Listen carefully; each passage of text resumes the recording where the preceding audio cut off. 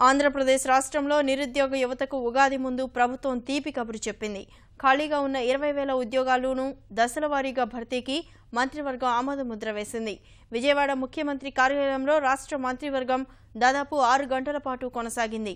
కృష్ణా, గుంటూరు జిల్లాల్లో 13,223 ఎకరాల అటవీ భూమిని సిఆర్డీఏకు బదలాయించేందుకు కేంద్ర ప్రభుత్వానికి లేఖ రాయాలని అమాత్యులు నిర్ణయించారు.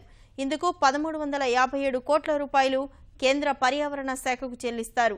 రాష్ట్ర ఆర్థిక లోటు భర్తీపై ప్రధానికి, కేంద్ర ఆర్థిక మంత్రికి ముఖ్యమంత్రి చంద్రబాబు లేఖలు రాయనున్నారు.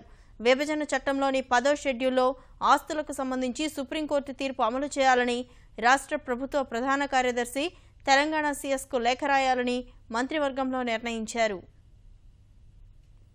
20,000 మంది ఉద్యోగాలకు నోటిఫికేషన్ రిలీజ్ చేయాలని చెప్పి కేబినెట్ నిర్ణయం తీసుకుంది.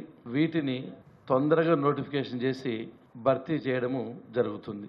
13,223.66 హెక్టార్స్ ఫారెస్ట్ భూమిని అంటే కృష్ణా జిల్లా, గుంటూరు జిల్లాలోని 27 బ్లాక్లోని ఈ స్థలాన్ని ఏపీ సిఆర్డీఏకి యూజర్ ఏజెన్సీకి బదలాయింపు చేయాలని గవర్నమెంట్ ఆఫ్ ఇండియాకు లేఖ రాయాలని మంత్రివర్గం నిర్ణయం తీసుకుంది.